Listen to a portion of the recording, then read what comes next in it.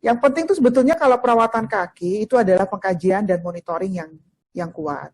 Jadi pada saat kita melakukan assessment atau pengkajian tadi, itu adalah salah satu metode atau cara terbaik pada saat kita akan memilih balutan.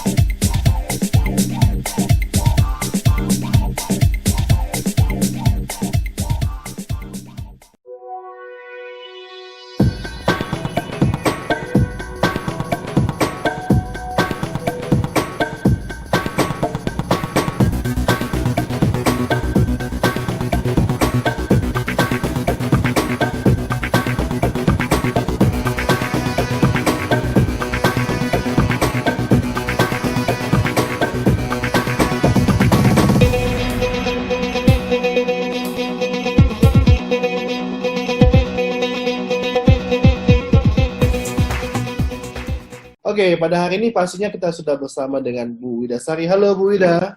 Halo juga. Oke, luar biasa. Halo juga. Ini lagi di mana-mana, Bu? Iya nih, lagi kepengen conference di luar negeri tapi belum jalan. Padahal undangan conference-nya udah lumayan, tapi semua dalam bentuk virtual conference. Katanya rencana mau bikin virtual conference juga ya, kita ya? Insya Allah, emang lagi disusun ya. Jadi memang platformnya udah dapet. Jadi kita dapat, jadi nanti ada virtual conference, jadi ada parallel session, exhibition, sama, wah, pokoknya nanti Bapak Ibu bisa lihat deh, ya, jadi jangan lupa. Nggak kalah kayak yang di luar negeri ya? Nggak kalah dengan luar negeri, dan platformnya juga platform Indonesia, luar biasa. Ya. Oh, platformnya platform Indonesia, oke. Jadi ini juga ada beberapa undangan, ada Wine and Wound Care, Wednesday is tonight gitu ya. Terus mereka juga diskusi, hampir sebagian besar mereka diskusi tentang masalah kaki nih Mas Devi. Jadi mudah-mudahan nanti virtual conference-nya juga masih seputar kaki. Ini kemarin juga ada dari Australian Wound Care, mereka mau ada conference juga di sana. Juga mereka juga cerita tentang kaki. Terus kemudian ada lagi di European Wound Care, besok tanggal 17 juga ada di International Wound Care Group. Itu juga mereka akan diskusi tentang, kalau yang di Wound Care Group tentang komunikasi. Jadi memang sekarang virtual conference luar biasa ya. Lagi tren ya. Lagi tren. Jadi memang banyak banget yang virtual conference yang ada. Nah pastinya. Nggak boleh ketinggalan. Kita juga nggak akan boleh ketinggalan dengan. Jadi kita juga akan buat ya, dan dengan versi kita sendiri ya. Oke, yang kita ngomongin sayang kaki, Bu, ya tadi ngomongin kaki, pastinya buat Bapak Ibu semuanya pasti setiap hari harus lihat kakinya ya, wajib ya. Wajib. Jadi wajib sayang kaki. Nah, karena tema pada hari ini tentang apa Bu? Tentang sayang kaki Bu ya? Iya, sayang kaki. Jadi tuh kasus kaki, kemarin kita diskusi setengah tahun ini kan, Juli ya kita ya, jadi dari hasil evaluasi bulan Juli, kasus kaki itu masih sangat tinggi di Wound Care Center. Kemarin juga kita dengan 40 puskesmas di DKI Jakarta juga seperti itu. Kaki masih menjadi salah satu masalah yang harus segera dibenahi. Gitu. Selain masalah kuratif, harusnya sih masalah preventif mesti harus kita tekuni ya, tapi ternyata masalah kuratif juga masih belum confidence, masih belum pede untuk ngelakuinnya. Yang penting tuh sebetulnya kalau perawatan kaki itu adalah pengkajian dan monitoring yang kuat.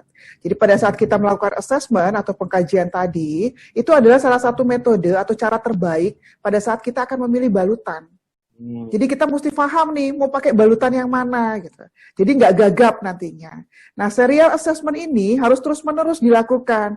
Karena dari luka awal sampai luka akhir, mesti dressingnya akan beda-beda.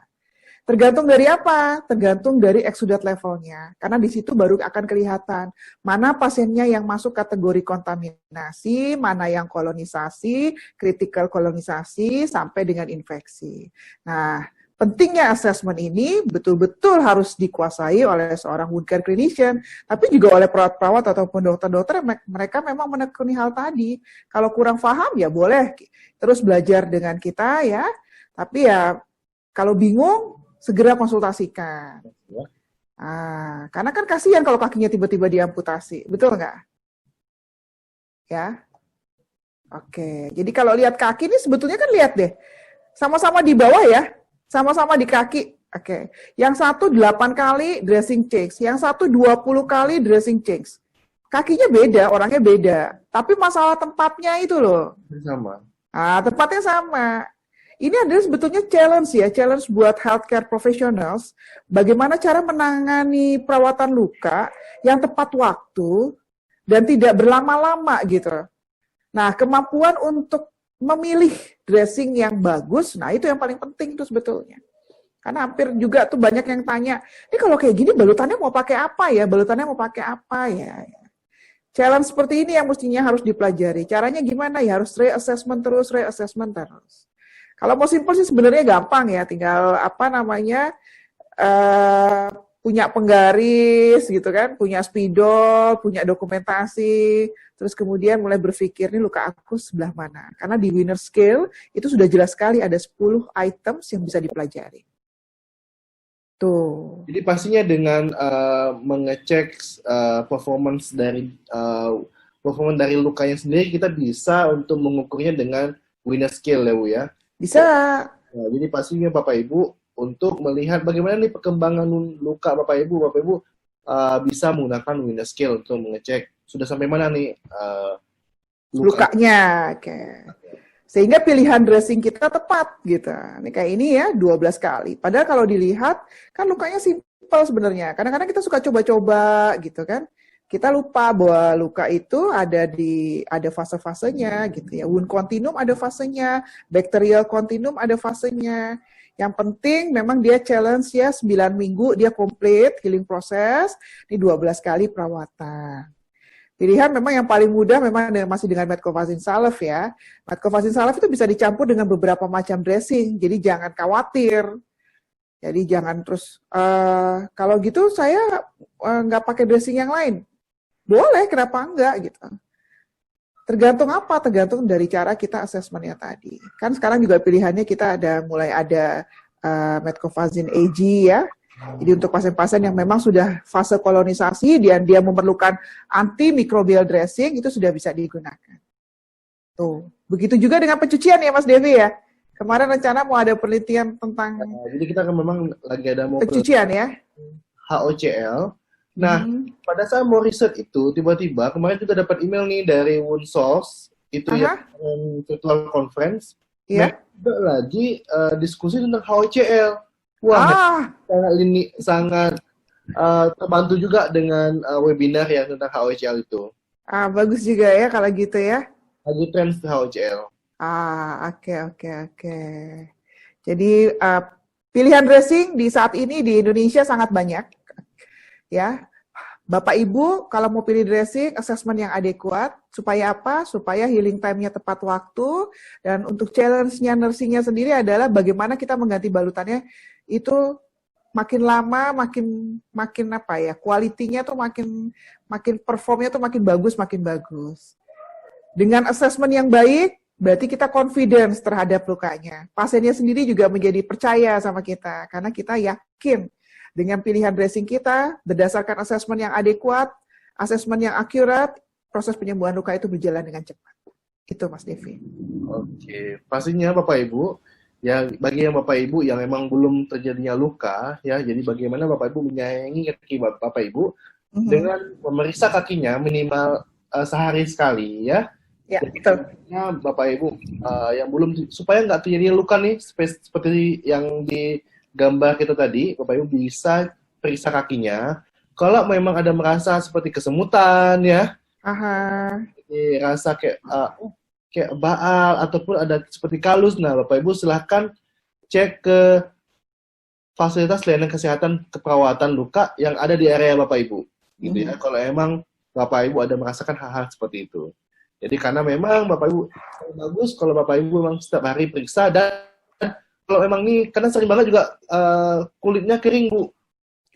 Nah, iya, itu juga sering terjadi tuh kulit kering itu Mas Devi. Jadi kalau kita pakai lotion itu juga harus hati-hati. Jangan sampai lotionnya bersisa di jari-jari kaki, karena itu bisa bikin maserasi. Nah, itu bikin luka lagi deh. Ya, Karena makanya pilihan lotion yang sangat tepat apa ya Bu ya untuk kalau di WooCare Center kita ada Medcovazin Natural, jadi di situ ada dari Red Papua ya, memang dari Papua. Jadi lotionnya tadi dan sabunnya ada tuh dua-duanya. Jadi memang untuk kaki-kaki yang kulitnya sensitif, terutama untuk pasien-pasien diabetes ya, atau pasien-pasien tua yang sudah lansia atau pada bayi ya, itu boleh menggunakan tadi. Jadi pastinya karena dia antioksidan juga tinggi Bu ya. Iya, kandungan airnya banyak Mas, jadinya dia lebih cepat menguap ya. Terus kemudian minyaknya sendiri yang akan nempel di situ tapi tidak menyebabkan sisa. Jadi dia absorb. Habis itu dia bisa menggunakan kaos kaki dan menggunakan yang tepat ya. Alas kakinya dipilih yang betul, jangan sampai nanti kalau nginjek paku payung misalnya, itu nempel langsung di kaki, nah itu yang nggak boleh. Jadi alas kakinya pilih yang agak tebal. Nah, ini sering lupa nih, pakai alas kaki, tapi alas kakinya nggak tebal. Ya. Jadi akibatnya langsung nempel gitu.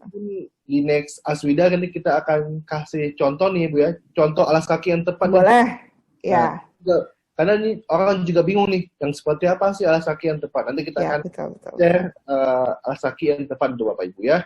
Oke. Thank you Bapak Ibu atas partisipasinya. Thank you Bu Ida atas sama-sama. Bapak Ibu jangan lupa sayangi kakinya, jangan lupa cek kakinya karena sangat berharga. Walaupun dia ada di bawah, tapi karena emang sering nggak disentuh ya, jadi Bapak Ibu bagaimana setiap hari harus nyentuh kakinya ya.